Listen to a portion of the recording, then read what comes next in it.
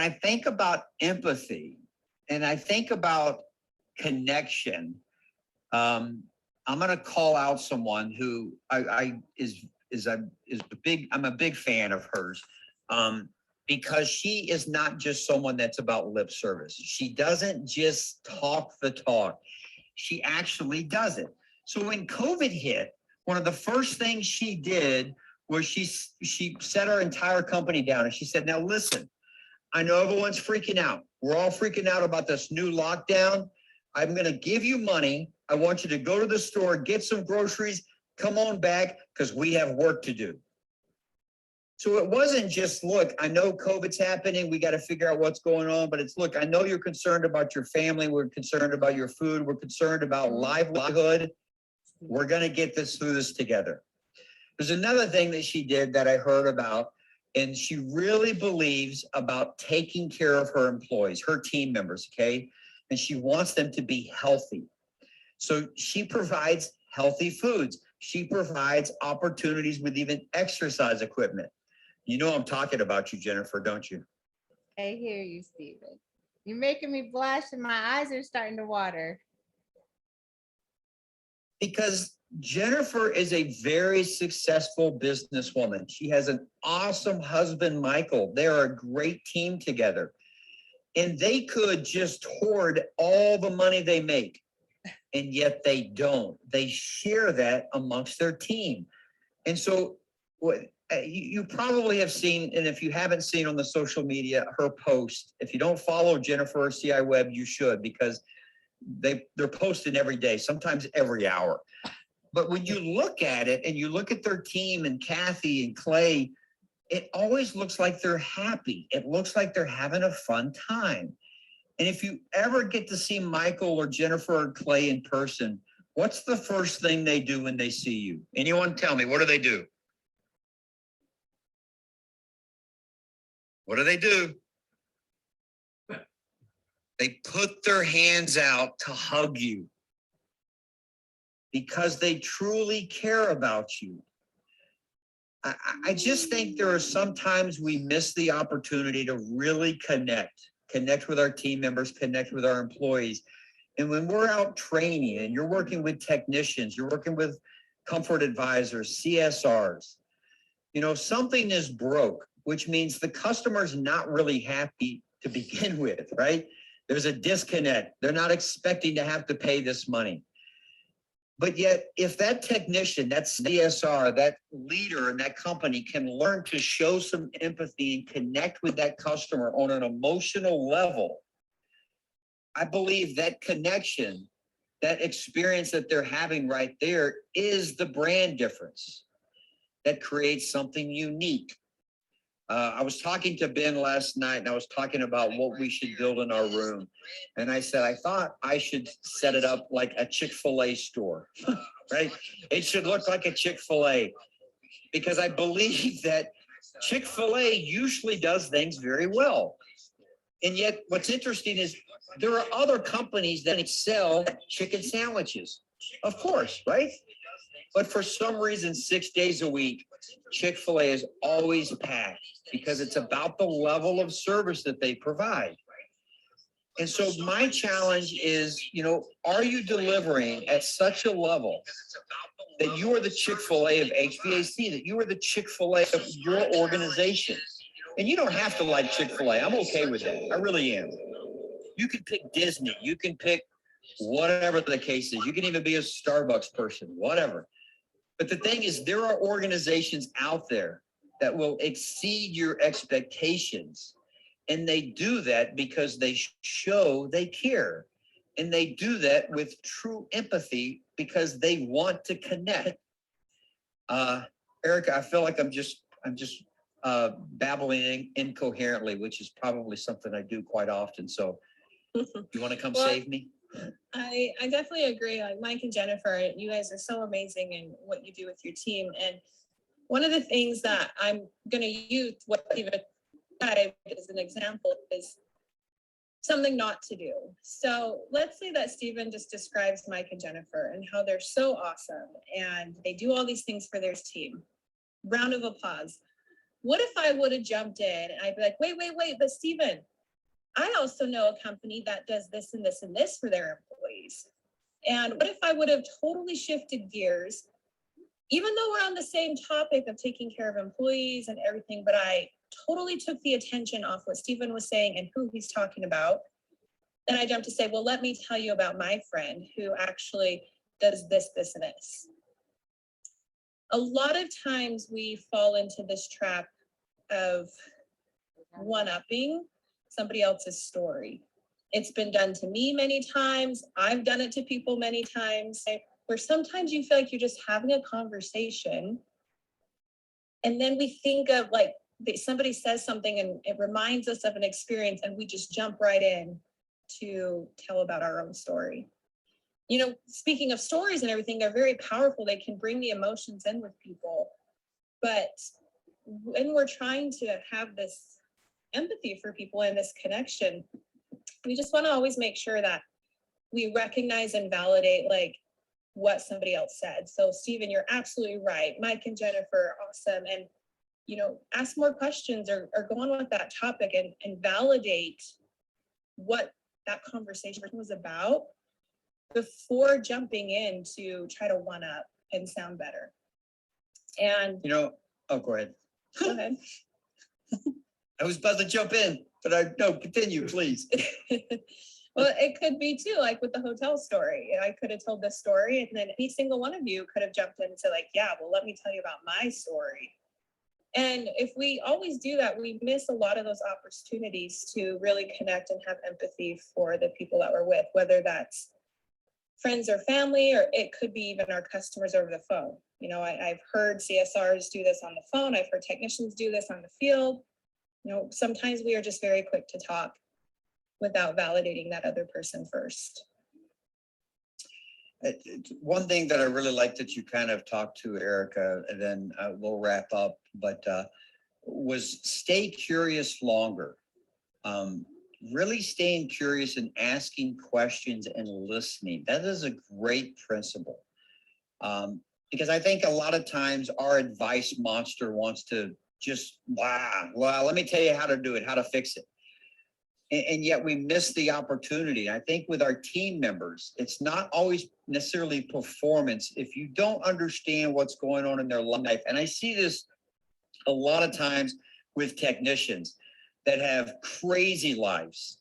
And I've seen service managers just drilling down their KPIs, sell. And yet they don't have any perspective of what they're going through. I'm not saying that always justifies a behavior or something they may or may not be doing, but showing some empathy and connecting does take time to figure out what's really going on. How can I help you? You know, one thing that technician Stephen said is when I was asking him, why do you like your job?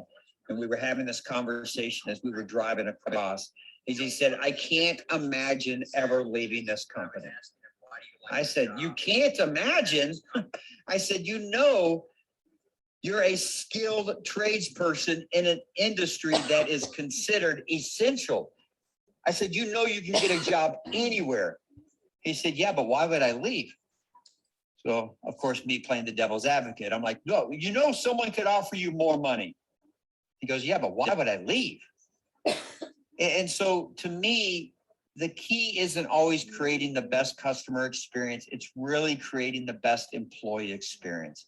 It's connecting with your customers in perspective as well. So that's all I got. Questions, comments, concerns? Anybody want to unmute? Well, Stephen, one of the things that I would like to do is I would like to play a phone call for everyone. Because I do want to hear what your thoughts are. Like, what are the opportunities of misconnection or empathy that we could have had in this conversation over the phone? And so do you guys want to hear a call? I know some people really like listening to those. Yes. Yeah. Yeah? Okay. Give me 1 second. Let me get it up and make sure the audio's good.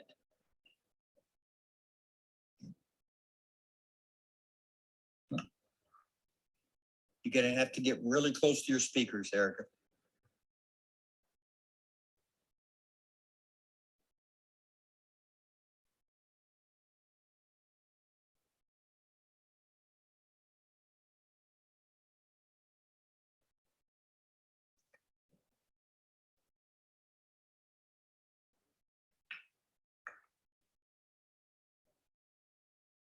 Okay,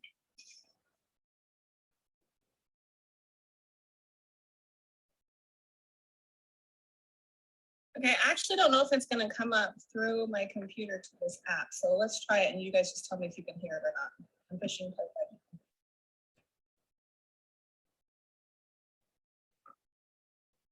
Can you guys hear anything? No. Oh, dang it. I have everything turned up as loud as I can and I don't know how to get it through to the Engage app. Dang it, I'm sorry. Well, I'll make sure to help you with that, Erica, in the future. Okay. It's It could be on with your because I don't have OneDrive, that. you'd want to upload it, but I can help you with that. Okay, Stephen, okay, well, never mind that part. Stephen and Erica, I just wanted to say we love you dearly. I couldn't comment a second ago because I was all choked up and everything. I would give you giant, giant hugs right now. But what you're referring to is the essence of, of who we look for.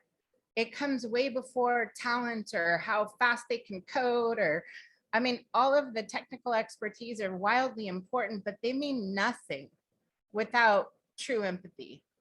If we can't understand where our dealers are, the frustrations they have with everything, their businesses, their employees, the technology and money and credit and debt and finances and ops and staffing and training. The list is giant, right? As an entrepreneur, we all know this. And the bigger you get, the bigger your hurdles and fires and all of these different pieces are. And what matters more than anything is that we do understand that we can connect with them, whether they've never picked up a computer in their life or whether email is a struggle or or whether they've been taken advantage of 500 times and don't trust anyone and have a chip on their shoulder because of it, right? We've seen all of these scenarios, but what you guys just covered is probably the single most important asset that any human can have. It's the sign of all decency. And I just appreciate your guys' compassion and care and concern for human beings, all human beings. It matters so much. So I just wanted to say thank you. And Mike's over here and he gave you big hugs too. Yeah, thank you, Jennifer. And you know what was cool in her sharing that story is she never once said, yeah, Mike and I have built this. We have done this. I have done this. So her and Michael may be the face of this company, but I've had the pleasure of working with her other team members. And I'm telling you, the success that they have had is because her team is so engaged. Like they have true passion. And you're right, they may not be the best coder in the world, but you cannot beat the connection that they're going to connect with you. And I believe that is why they have such success. And that's why when people get a new website and they get involved with CI Web, they say, I'll never leave, because this is they've never had an experience like that before. And I think of all the times when you have experiences, and one of the things I talk about when we do classes is I say, tell me a story of when you had some great customer experience, or tell me a story when you had bad customer experience. It's interesting how quick everybody can remember the bad experience, right? It's how quick people go to give a 1-star review. It's just our society. But yet, how hard is it to get that 5-star? And what is it going to take to get a 5-star? Well, just showing up is not going to be enough. But creating that passion has to come from inside, and it can't just be lip service. It has to be genuine. So thank you so much, Jennifer, for sharing that as well. Erica? Yeah, thank you so much, Jennifer. That was so awesome and totally inspiring, as you always are. One thing, Stephen, that you just said that had reminded me of something else, and just wanted to say this because it happened recently, is I'm sure some of you, because we're all trainers, we have all of the classes that we're giving, whether it's going to be on Zoom, and someone's bringing an outhouse in right now. Stephen, you have to. I do. Be right back. And so whether it's on this platform put or it Zoom, or if outhouse. it's in person, or we're at an event or anything like that, has anybody ever been in a training where like a trainer is asked a question? And to Stephen's point, like you tell the story and you're like, yes, this is the place where I got the worst customer service. And then the trainer's like, okay, thanks, moving on. And they just go like right to the next topic. And I was actually watching a training the other day and this had happened. One of the trainers had asked this question, wanted feedback back, and they said, okay, thanks, moving on. And like didn't even acknowledge what that person had said, or maybe even tried to play off of that. And I know it's sometimes like a skill that we have to pay attention to, but as trainers, to engage our audiences, to engage our classes, and to really bring out the emotions in people and inspire them to talk, it's really, really important that we acknowledge all of those things that we say. Whether we agree with it or not, it's very important that those people feel validated. And one of the easiest ways that I've learned this is through the book. Many of you have probably read it. It's called Never Split the Difference by Chris Voss. And, he has a section in there about empathy and, the mirroring technique. And I have found that that's when I don't really know what to say, or I don't know how to comment off of somebody's comment, is I just use that mirroring technique and I repeat or rephrase a little bit about what they said. And it can give them permission to either clarify or have other people open up for discussion. So that's definitely a book that I would recommend, but I wanted to bring that up as trainers is, just to be very alert and observant of our audiences and who we're working with, our contractors, our dealers. These people are our friends, and we always want to make them feel validated and heard and appreciated for sharing and for being vulnerable sometimes. So anyway, that was my last thing there, Stephen. Thank you, Erica. And so I would just leave with this, the one thought that is important to me is that we being concerned about the human being and not just their output. Empathy in the workplace is definitely related to job performance. Managers and leaderships who practice sympathetic leadership towards direct reports are viewed as better performers in their bosses. And so to me, that's empathy and perspective. So thank you very much, Ben, for this little opportunity. It's been awesome. Thank you so much, Stephen and Erica. I always enjoy your perspective. I love the perspective always of the Power Selling Pros team in general. And I appreciate you guys' partnership with all of our territory sales managers, with our branch counter people that you guys have been working with, and with our dealers. So I want to take us to one last location, and then we'll wrap everything up here. So I'm going to take us to kind of a special place here that I wish we could all be in person at, but we'll go there virtually anyways.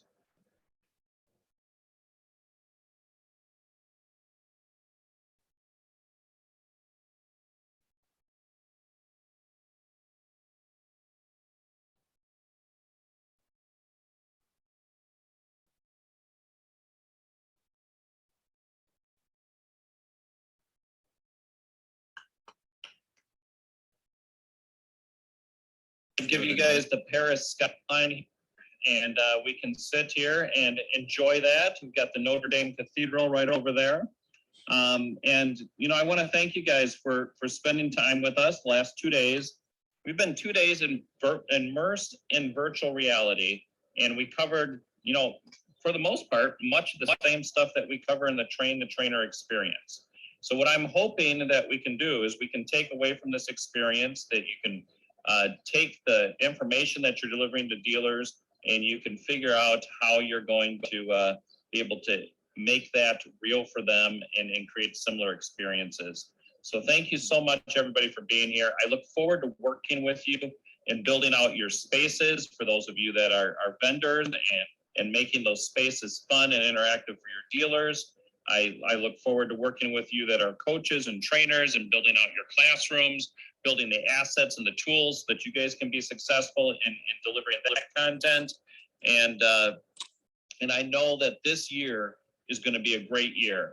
I can't wait for us to get together next year at the next Train the Trainer event.